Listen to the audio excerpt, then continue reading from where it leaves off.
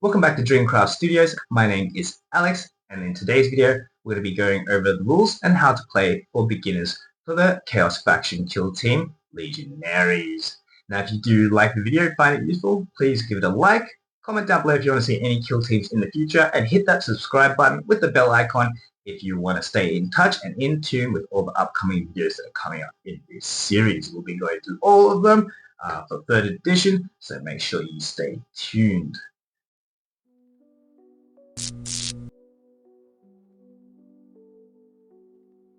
Alright guys, today we'll be going over the rules and how to play for beginners for the Chaos Kill Team Heretic Astarte Legionaries, aka the Chaos Space Marines. Now we'll be going over the faction rules, strategic ploys, faction-specific equipment, Firefight ploys, and some data cards and weapon rules and specific rules for the kill team and things like that. Now once again, everything that I'm presenting here is available for free on the Kill Team app on either iOS or Android. That's a great place to start if you want to begin learning the game. Now, with that out of the way, let's get right into it. Okay, right onto the faction rule, guys. For the Legionaries, we've got the first faction rule, Marks of Chaos. Now, basically, for each of your Legionaries, you'll be able to select a Mark of Chaos, either Khorne, Nurgle, Slaanesh, Tzeentch, or Undivided. And basically, they'll give you different benefits throughout the process of the game. Now, each of the operatives' keywords can be different, but a Balefire Acolyte operative cannot have the Khorne keyword.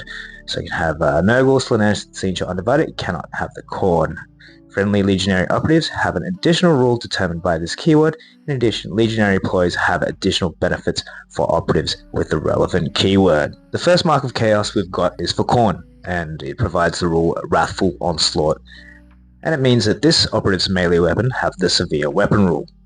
Essentially, if you don't make any critical successes, you can change a normal into a critical success instead, and all rules that take effect as a result of a critical still do, such as the Devastating or the Piercing Crits rule. For Nurgle, we've got Disgusting Vigor. Basically, whenever you take a normal damage of 3 or more on your operative with a Nurgle Mark of Chaos, you can roll 1d6, and on a 5+, you can subtract 1 from that inflicted damage. For Slaanesh, we've got Unnatural Agility.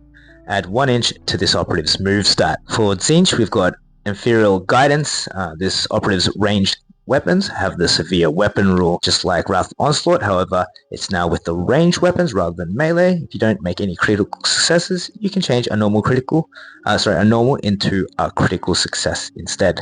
Finally, we have Undivided.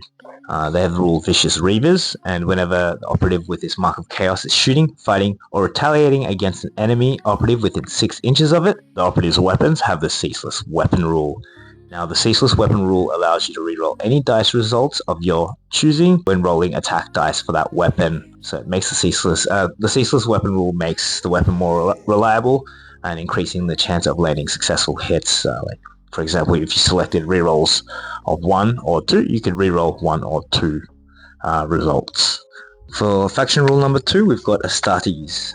During each friendly Legionary operative's activation, it can perform either 2 shoot actions or 2 fight actions. Now, if it's 2 shoot actions, a bolt pistol, bolt gun, or tainted bolt pistol must be selected for at least one of them. Now, each friendly Legionary operative can counteract regardless of its order.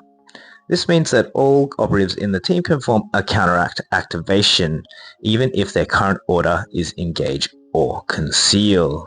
In Kill Team 10th Edition, if you have no operatives left to activate and it's your turn to go, you can perform a counteract activation. This means you can choose an operative that has already been activated during the turning point, perform one APL action like Shoot, Pick Up, or Dash. However, movements have a hard limit of 2 inches, regardless of whether it is a reposition, dash, or whatnot. Hard limit of 2 inches. And you cannot repeat the same 1 APL action multiple times for the same operative in the same turning point. Okay, moving on to strategic ploys. For the first strategic ploy, we've got Blood for the Blood God. It says right here, whenever a friendly Legionary operative excluding Khorne is fighting, the first time you strike during that sequence, inflict 1 additional damage. Add 1 to both damage stats of friendly Legionary Khorne operatives' melee weapons. Now, the wording is quite ambiguous in this. Basically, for non-Khorne Legionary operatives, the first time they strike during a combat sequence, they inflict 1 additional damage. For Khorne Legionary operatives, add 1 damage to both stats of their melee weapons for the duration of the combat. What they mean by both stats is in Kill Team, melee weapons and range weapons have typically 2 damage values listed. The first stat is normal damage, and the second stat is critical damage. Now, if a Khorne Legionary operative has a melee weapon with a damage profile of 4 and 6, the Blood for the Blood God ploy would add 1+ to both damage values, making the profiles 5 and 7 for that combat. So this increase applies to every successful strike during the combat sequence, and basically enhancing the lethality of Khorne operatives in melee engagements. The next strategic ploy we have is Implacable. You can ignore any changes to the stats of friendly Legionary operatives from being injured or due to loss of wounds, and this also includes their weapon stats. Now, whenever an operative is shooting a friendly Legionary Nurgle operative, you can worsen the X or stat of the piercing weapon rule by 1, if any. So, for example, the piercing 1 would therefore be ignored, or a piercing 2 would therefore be piercing 1. Okay, the next strategic ploy we have is Quicksilver Speed. Firstly, whenever a friendly Legionary operative is fighting or retaliating, the hit stat of the enemy operative's melee weapons is worsened by 1. This means the enemy's attacks become less accurate, making it harder for them to land successful hits. Secondly, whenever a friendly Legionary Slaanesh operative gets shot at by an enemy operative, and that Slaanesh operative has performed an action in which it had moved during the same turning point, the hit stat of the enemy operative's weapon is worsened by 1. Now this reflects the agility and speed of the Slaanesh operative, making them harder to hit after moving. Now I just want to make an important clarification here. The worsening of the hit stat doesn't stack with the effects of being injured, which would also worsen the hit stat, so normally the worst effect would take precedence. And for the final strategic ploy, we have Fickle Fates. Now, firstly, whenever a friendly Legionary operative is shooting at a ready enemy operative, the friendly operative's ranged weapon gains the Punishing Weapon rule. Now, the Punishing Weapon rule basically means when you roll for a ranged attack, each critical hit inflicts 1 additional damage on the target.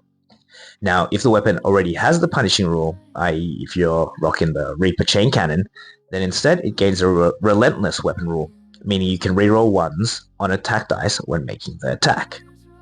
Now, just to clarify what they mean by ready enemy operatives, basically, ready refers to the state of an operative that has not yet been activated during the current turning point and is still available to act.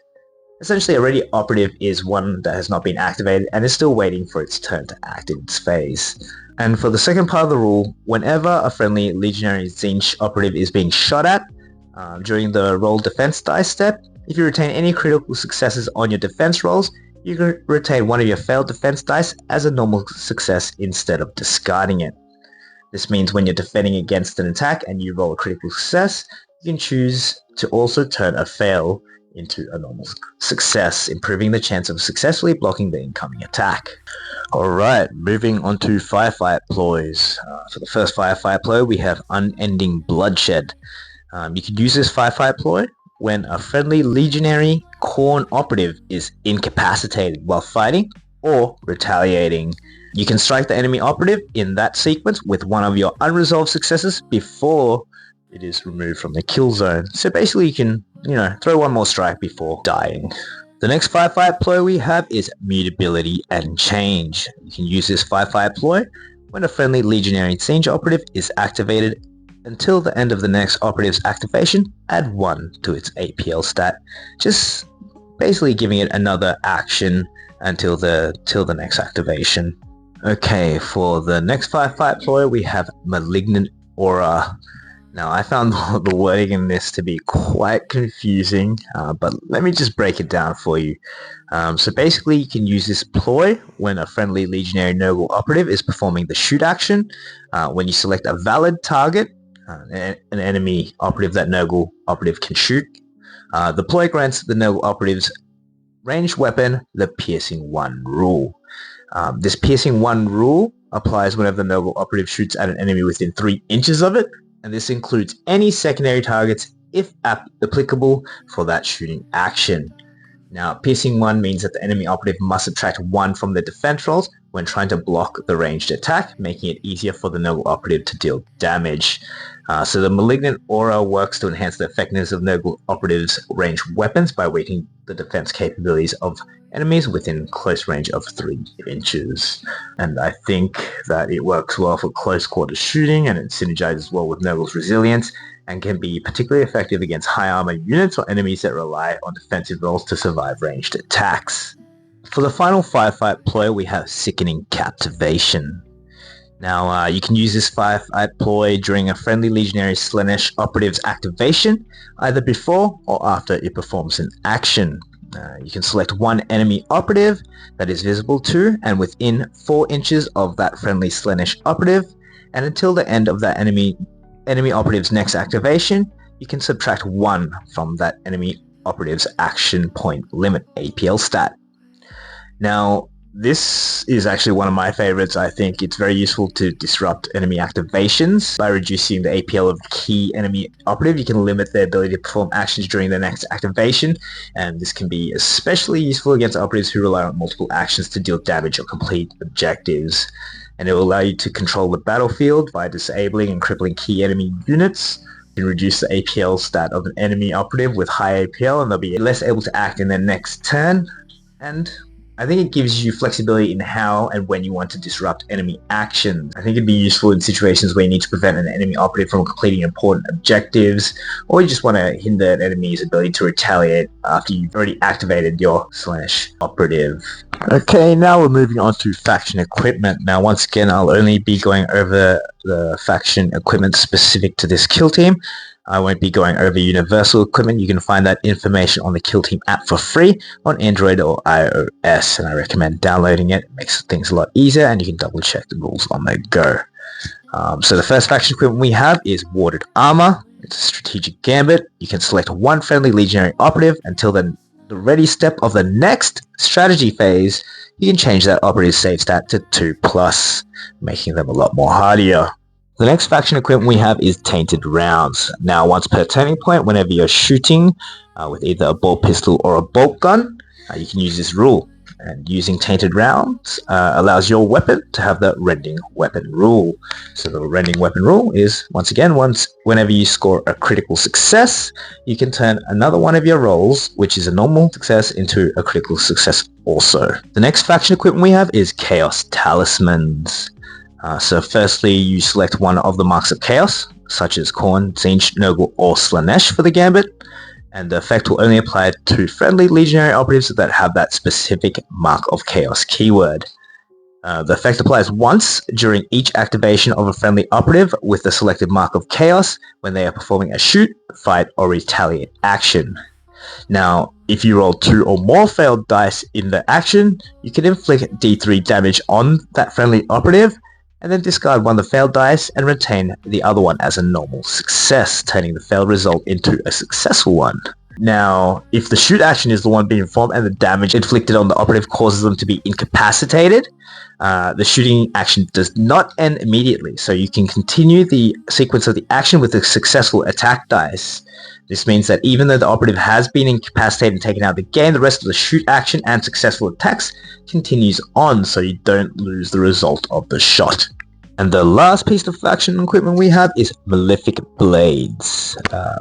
Basically, friendly Legionary operatives have the following melee weapon for the battle. The Malefic Blade, it has 5 attacks, hits on a 3+, has regular damage of 3, and critical damage on a 4. Okay, now we're moving on to team composition. Now, for the Legionaries kill team, you can have a total of 6 operatives, including 1 kill team leader.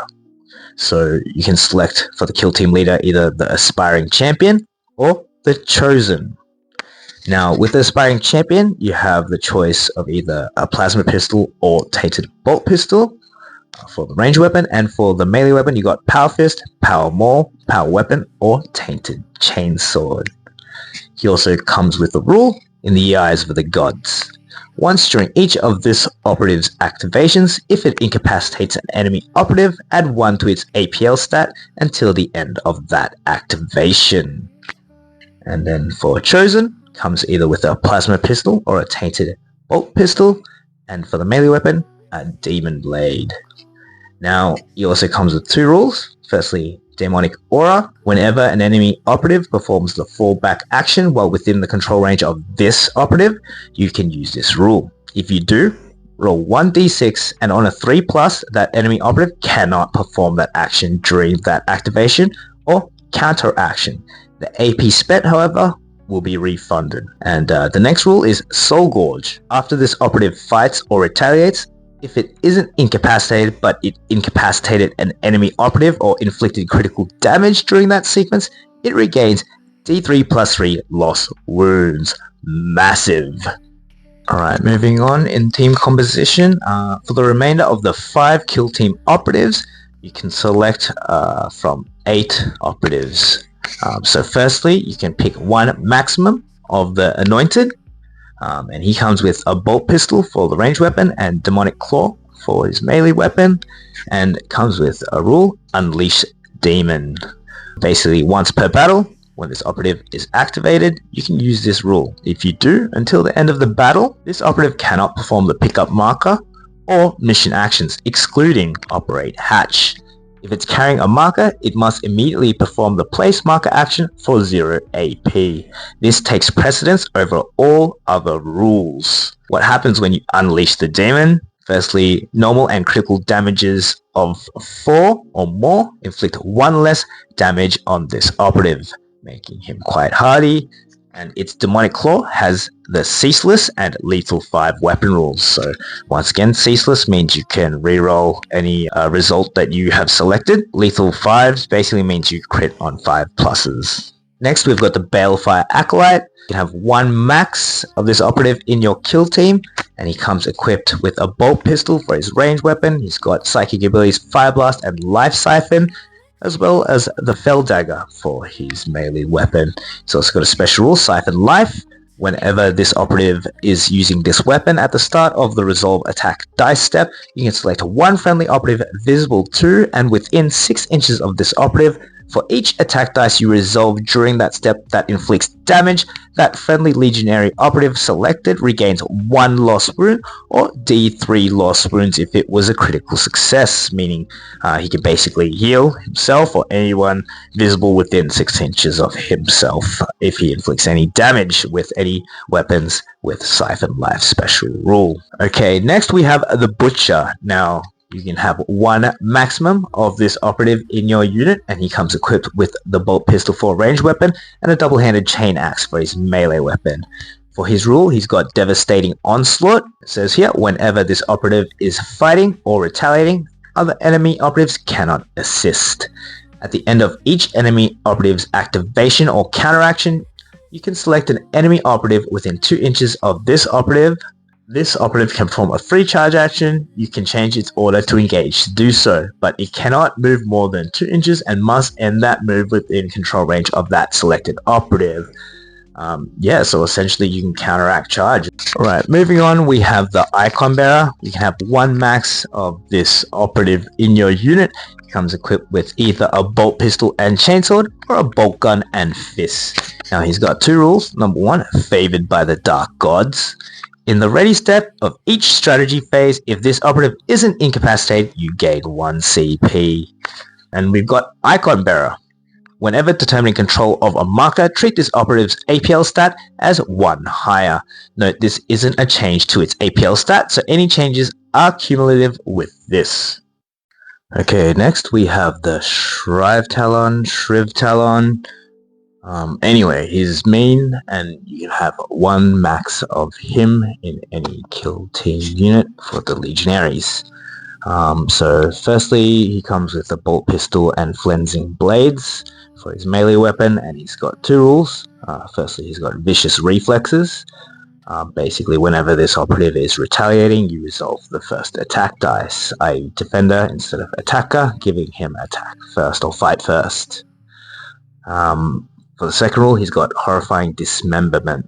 Whenever this operative incapacitates an enemy operative while fighting or retaliating, select one other enemy operative visible to and within 3 inches of either this operative or the incapacitated enemy operative, and subtract 1 from that enemy operative's APL stat until the end of its next activation.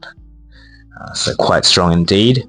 He's also got another action that you can use for 2 AP. You can place a Grizzly Mark. You can place Grizzly Marker within this operative's control range.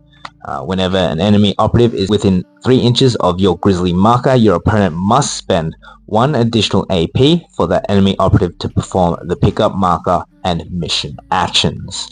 Whenever determining control of a marker, treat the total APL stat of the enemy operatives that contest it as 1 lower if at least one of those enemy operatives is within 3 inches of your Grizzly Marker.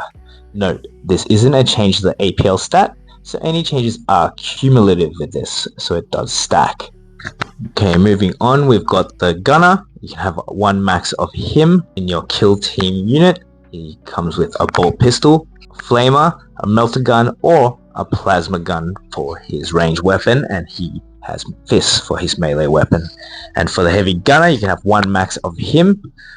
You've got bolt pistol, as well as a heavy bolter, or missile launcher, or a chain cannon. He also has fists for his melee weapon. Now, for any remaining slots, if any, you can fill them up with warrior. There is no max limit for them, and you can either equip a bolt gun and fist, or bolt pistol and chainsword. Now, the warrior does come with a rule too, Infernal Pact. Whenever this operative is activated, you can change its Mark of Chaos keyword. Alright, so moving on now to look at some weapon stats and some data cards. So firstly we have the Legionary Aspiring Champion. So I'll leave, once again, all this information up here for your viewing pleasure. I won't go through all the specific stats. You can view them up here yourself and use them within game if you want. However, I will go over some of the specific weapon rules that appear here so that you have a clear idea when you play your games. So firstly, for the Legionary Aspiring Champion, for the first weapon rule here, we've got range, and again, if it has a range, then it is limited to 8 inches, which most pistols, I believe, are limited to. Moving on, we got Piercing 1. The defender collects 1 less defense dice. Hot, after use, roll a d6. If less than the weapon's hit stat, for example 3+ in this specific instance, it inflicts damage on the user equal to the dice result multiplied by 2, and if it's used multiple times in a single action, i.e. a blast, you still just roll 1d6. Now, lethal 5+ means your critical successes land on a 5+ rather than a 6, and rending, if you make any critical successes, you can retain an additional normal success as a critical. Also, brutal, opponents can block only with critical successes. Shock, on the first strike with a critical success in each sequence, remove opponent's unresolved successes or a critical if normal successes are not available. Legionary Chosen here, basically the same rules also apply, the same with the Anointed, so we'll move on to the next page. Feel free to pause the video or screenshot and use it in your games in the future. However, if you do so, just ask that you just press that subscribe button. Since I've helped you, just help me out a little bit as well. So I did forget to mention the stats for these data cards. Firstly, we have the Legionary Aspiring Champion. He's got an APL of 3, movement of 6 inches, 3+ save, and 15 wounds. For the Legionary Chosen, he's got an APL of 3, 6-inch move, 3+ save, and 15 wounds. And the Legionary Anointed has an APL of 3, 6-inch move, and a 3+ save. So moving on to the next page, we've got the Legionary Balefire Acolyte. He's got an APL of 3, 6-inch move, and a 3+ save, as well as 14 wounds. The Legionary Butcher, APL of 3, 6-inch move, 3+ save, 14 wounds. And we have the same stats for the Legionary Icon Bearer, APL of 3, 6-inch move, 3+ save, and 14 wounds. Now moving on to the weapon rules. So firstly, obviously the Balefire Acolyte still has the Siphon Life for his Life Siphon and his Felldagger. So those rules apply there. But additionally, you'll see here Psychic. Now, Psychic doesn't really have any rules that provide any benefits or penalties. However, it's more used as an indicator and used for interactions with other rules, such as things that have effect on resistance stats and nullifying abilities, and it's really for flavor, essentially. Yeah. But moving on to that, we've got Blast 2-inch, and you can select a valid primary target. After shooting the primary target, shoot secondary targets in the order of your choice, rolling sequences separately, and secondaries are within that 2-inch range of that primary target. Once again, if that stat says 1-inch or 3-inch, adjust the rule accordingly. So we have another rule here. It's the devastating rule, however, it's a little bit different. It says 1-inch, devastating 1. So firstly, each retained critical success immediately inflicts 1 damage to the target. The critical success is not discarded and can be kept to resolve later in the sequence. Now, the 1-inch in the devastating 1 refers to the splash radius of the attack. This means devastating 1-inch. Each retained critical hit deals 1 damage to every enemy within the 1-inch of the original target. This is in addition to the normal damage applied to the primary target of the attack. In essence, this creates an area of effect mechanic. If the Fire Blast attack scores a critical success, it causes collateral damage to enemies near the main target. This makes the attack excellent for dealing with clustered enemy operatives. Okay, now moving on to the next one is Saturate. The defender cannot retain cover saves. And ending, as we went over in the last page, if you make any critical successes, you can retain an additional normal success as a critical also. And for the Legendary Butcher, of course, it's got the Devastating Onslaught that we went over earlier, and he's also got Brutal on his double-handed chain axe. Opponents can only block with critical successes. Okay, moving on to the next page of data cards, we've got the Legionary Gunner. He's got an APL of 3, move of 6 inches, a 3+ save, and 14 wounds. We've got a Legionary Heavy Gunner, APL of 3, move 6 inches, save 3+, and 14 wounds. And the Legionary Warrior, who's got an APL stat of 3, move 6 inches, 3+ save, and 14 wounds also. Now moving on to the weapon rules, we've already been over Saturate. We've got Torrent 2-inch. Now you select a valid primary target, then any number of targets within 2 inches of the primary targets are secondary targets. You shoot against all targets in any order of your choice, rolling each sequence separately. The next one, Devastating, just like the last one, except the stat is now 4. So each retained critical success immediately inflicts 4 damage to the target of the weapon. The critical success is not discarded and can be kept to resolve later in the sequence. Piercing 2, the defender collects 2 less defense dice, and Piercing 1, the defender collects 1 less defense dice. Hot and Lethal we've already been through, but moving on to the Legionary Heavy Gunner now. We've got Heavy Reposition only. Basically, you cannot use the weapon in activation that the operative has already moved, nor can it move after using this weapon in the same activation. And if specified in brackets, then you can use this movement, i.e. reposition only, means you can use this and fire the weapon even after performing reposition. So it says here dash, it should say reposition in the same activation. However, cannot do a dash or charge and fire the weapon in the same activation. The next one here, we've got Piercing Crits 1. The defender collects 1 less defense dice if you retain any critical successes. Now, Torrent 1-inch is the same as Torrent 2-inch. The stat is just now 1-inch, and Blast 2-inch is the same as the previous page. Piercing 1, the defender collects 1 less defense dice, and Ceaseless. Basically, you can reroll any selected dice result, i.e. if you selected 2, you can reroll your 2s. Punishing, if you retain any critical successes, you can switch one of your fails into a success rather than discarding it. So that's about it. That's all we have for weapon rule stats and data cards, and that's all you really need to know to begin to learn how to play the Legionaries Kill Team in Kill Team 3rd Edition. Now, with the new announcement of the Emperor's Children models, if anyone's interested in making Emperor's Children Kill Team, then this would be the kill team to use, I guess, because currently there is no Emperor's Children Kill Team. I had a question about that in the comments, so that's what I would do. I'm currently building a kill team myself. Maybe I'll do a video about it. Let me know in the comments below if that's something you guys would like to see. So I do hope you enjoyed the video. Please let me know in the comments below if I got anything wrong. Okay guys, that's it for the video today. I hope you enjoyed it. If you did, if you found it helpful, please give it a like. If you want to see more videos that are coming up in the future, make sure you hit that subscribe button.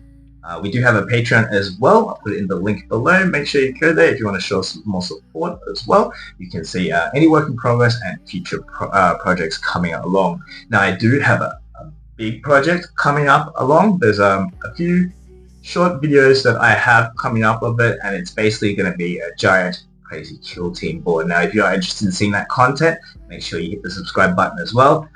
That'll be coming up over the next few weeks.